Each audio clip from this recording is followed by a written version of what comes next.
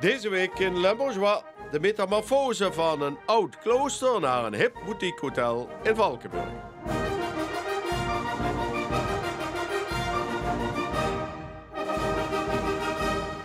Het voormalige kloostergebouw hier achter mij, of in Valkenburg ook beter bekend als het Pradoux-gebouw, staat helaas al jaren leeg. Alleen daar komt deze zomer verandering in.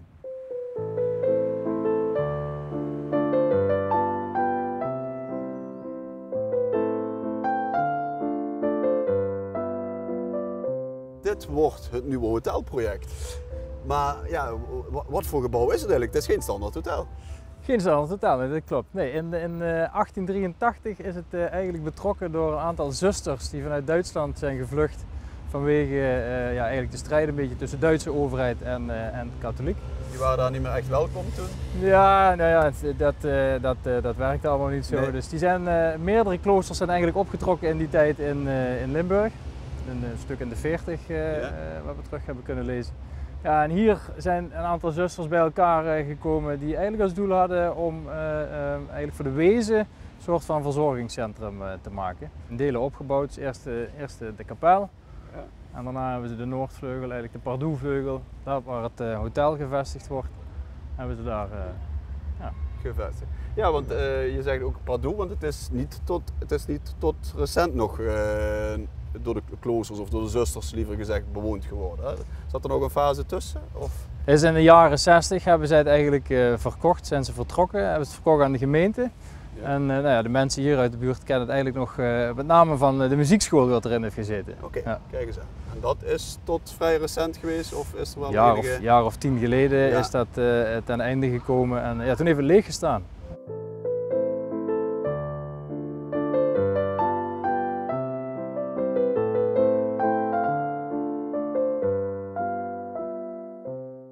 Een groep van ondernemers uit het Valkenburgse en omgeving hebben zich bij elkaar gepakt om te zorgen dat het monument blijft voortbestaan. En weliswaar met hotelfunctie. Met hotelfunctie. En hebben we het dan over het hele gebouw of zitten er al verschillende functies in het gebouw? Of? Nee, we concentreren ons eigenlijk hier echt op het linkerstuk. Het rechterstuk, dus de kapel, die wordt gebruikt nog steeds door de gemeente ook voor verenigingen. Dus er zit onder andere een toneelclub in. En aan de zijvleugel, daar zitten appartementen in.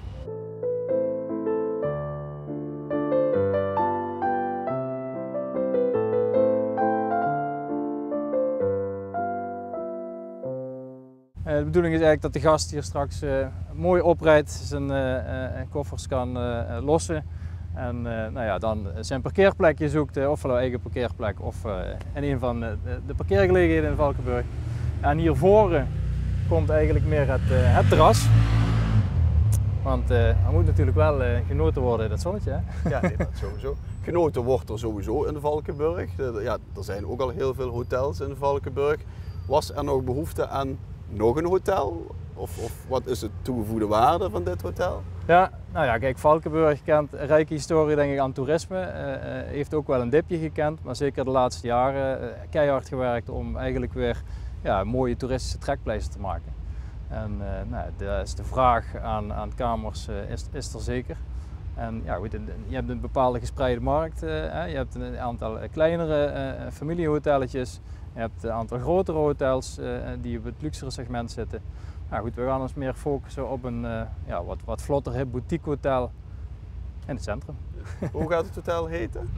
Het gaat Hotel Kind heten. Kind moet ik eigenlijk zeggen, Kind. met een T. Ja. En daar ligt ook een link met Valkenburg volgens mij. Daar ligt een link met Valkenburg, ja. En die is? Marcel Kind is degene geweest die tijdens de eerste wereldkampioenschap wielrennen op de Kouberg als eerste over de finish ging.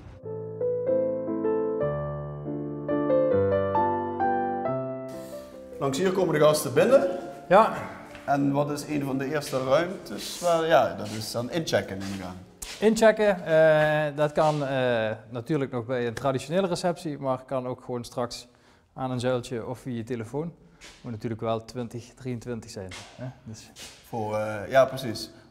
Is dat echt om mee te gaan met de tijd? Of is het ook toch, je hoort het in de horecasector en in veel sectoren ook, ja, personeel staat hier niet, denk ik, voor de deur opgesteld om te beginnen, of wel? Ja, nou ja, gelukkig als je een nieuw hotel begint, dan is daar wel aanloop naar, dus daar ben ik blij om. Ja. Maar het is tweeledig. Hè? Dus enerzijds zeg je van, goh, we gaan met de tijd mee. Tegenwoordig doen we alles met de telefoon, dus ja, waarom niet ook inchecken en je kamerdeur openen?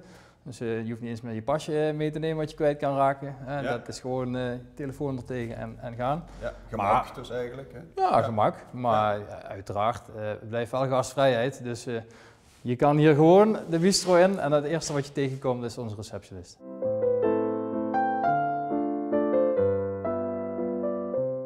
Stefan, jij staat nu letterlijk waar de keuken komt eigenlijk.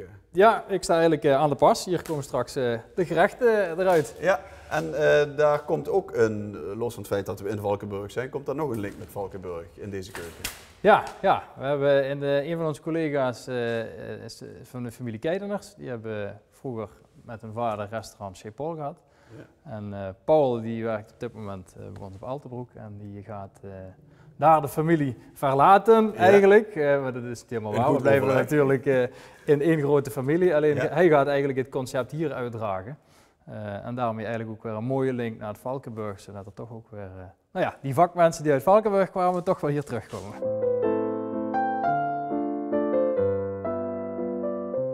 Ja, we zien hier eigenlijk twee vensters of twee ramen eigenlijk, hè?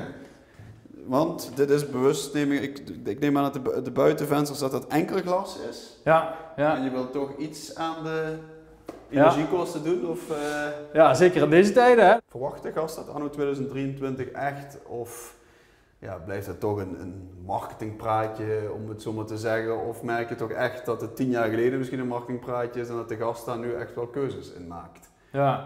Nou ja, goed, marketing is het natuurlijk altijd, maar uiteindelijk, als je jezelf een beetje respecteert, dan kijken we allemaal wel naar duurzaamheid. Maar goed, de doelgroep waar we voor een deel ook op gaan richten, is natuurlijk toch ook de jongere doelgroep. Ja. En die zijn daar heel erg mee bezig.